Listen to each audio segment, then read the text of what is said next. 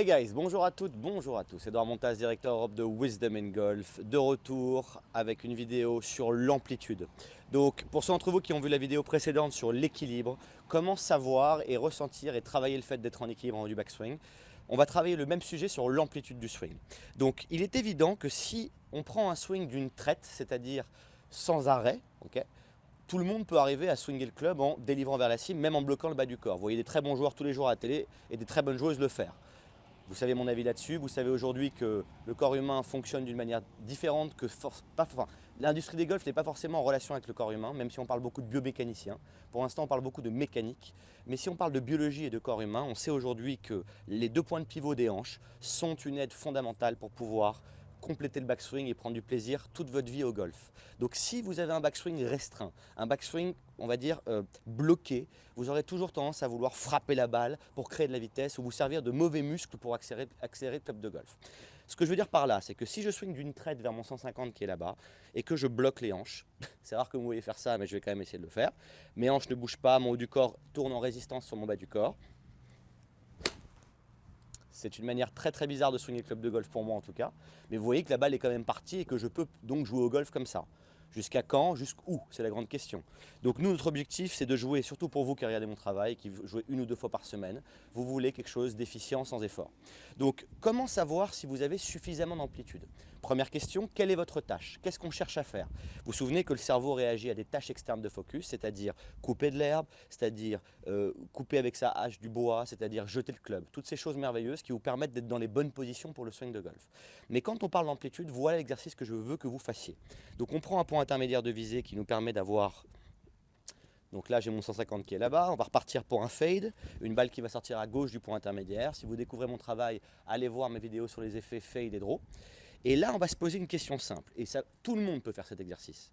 Si j'arrive en haut du backswing, quelque part par là, et que mon bassin n'a pas assez tourné, je sens ici que je n'ai pas assez d'amplitude pour pouvoir fouetter le club sans effort. Si vous voulez sentir ce que c'est qu'un fouet, vous retournez votre club dans l'autre sens, vous le prenez à la base de l'outil ici, et vous venez couper ce bambou imaginaire qui est là. Là, on entend au micro un fouet, et regardez comme mon corps se met merveilleusement dans le mouvement. Je vais chercher le sol sans y penser. J'ai juste à imaginer que j'ai un bambou devant moi que je veux couper. Au passage, on peut le faire avec la main gauche aussi. Ceux qui connaissent mon travail savent ont déjà l'art de pouvoir couper du bambou. Donc maintenant, on se remet ici. Et pour pouvoir donc fouetter l'outil vers la cible, ce qui est quand même le but du golf pour vous donner du plaisir, donner de la compression à la balle et de la vitesse, on doit avoir de l'amplitude, on doit avoir de l'élan, du momentum qui nous aide. D'accord? Donc si j'arrive en haut de la montée ici et que je laisse mon corps suivre, c'est-à-dire que je ne bloque pas les hanches, là je sens ici que j'ai assez d'amplitude pour pouvoir fouetter le club. Je sens que si je m'arrête par exemple, mes hanches tournent trop tard, je démarque avec les épaules et les bras, je continue ici, là je sens que je ne peux pas fouetter le club. Donc nous voulons sentir que les hanches tournent au complet.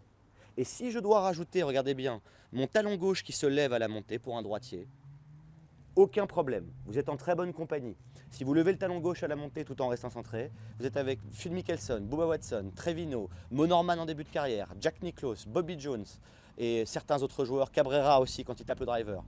Même McIlroy soulève un petit peu son talon à la montée. Donc c'est quelque chose qui fait partie de l'amplitude et c'est un levier de plus pour pouvoir fouetter le club. Donc je vais me poser la question fatidique. Lorsque j'arrive en haut de mon backswing, ai-je assez d'amplitude? Là, je sens que je peux fouetter le club. Je sens que je peux accélérer l'outil vers ma cible. Et si vous le faites en vous arrêtant en haut de la montée comme je viens de le faire, même chose que pour l'exercice sur l'équilibre, vous allez naturellement sentir que pour repartir, regardez bien comme mon corps va avoir besoin d'aller chercher le sol. Vous voyez comme je vais chercher le sol avec le pied gauche? Donc instinctivement, vous n'allez pas, quand vous êtes en haut de la montée, chercher à frapper avec vos bras, parce que vous êtes en statique là-haut. Donc votre corps doit redémarrer, et pour pouvoir fouetter, il a besoin du sol. Donc là, je sens que je vais me servir du sol pour fouetter l'outil. Magnifique fouet en fade. D'accord? Donc la question que vous posez à quelqu'un qui vous demande de bloquer le bas du corps, et je répète, je pourrais prendre des joueurs du circuit et leur dire en face, oui, il frappe la balle à 300 mètres, oui, c'est fantastique, mais j'arrive en haut de la montée, je sens que je suis restreint. Donc j'avais déjà fait une vidéo sur le fait de finir le backswing, on est là-dedans. On veut être en équilibre et on veut de l'amplitude. Donc vous posez une seule question en haut de la montée, vous arrivez là par exemple, vous vous dites ok, Je sens que mes hanches n'ont pas tourné à fond, je sens que mon genou gauche n'est pas encore rentré à l'intérieur. Est-ce que j'ai assez d'amplitude? Bah là, je sens que non. Donc il faut que j'aide. Et là, la journée va être longue. Donc, une chose importante à comprendre, vous ne pouvez pas surtourner, trop tourner. D'accord? J'entends souvent, oui, mais quand tu as une joueuse, enfin j'en parle dans le métier, quand tu as un joueur trop souple, une joueuse trop souple, il risque de trop tourner et d'être complètement déconnecté. Si vous êtes en relation avec votre cible et que vous allez là-bas, il n'y a aucune raison que vous tourniez trop là-bas pour faire un finish de gaucher. Donc vos hanches tourneront suffisamment, si vos yeux restent sur l'herbe avant la balle ou sur la balle, vous aurez suffisamment dans vos hanches de rotation de hanches, pour ceux qui croient qu'ils ne sont pas encore assez souples, pour pouvoir fouetter le club. Vous voyez là par exemple, j'ai délivré un petit peu dans le sol, pas grave, une petite gratte, parce que je n'ai pas jeté le club vers là-bas.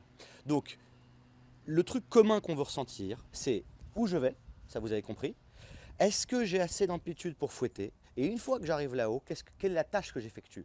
Je coupe le pissenlit, ok. Je prends ma hache pour compresser à travers l'arbre horizontalement, ok.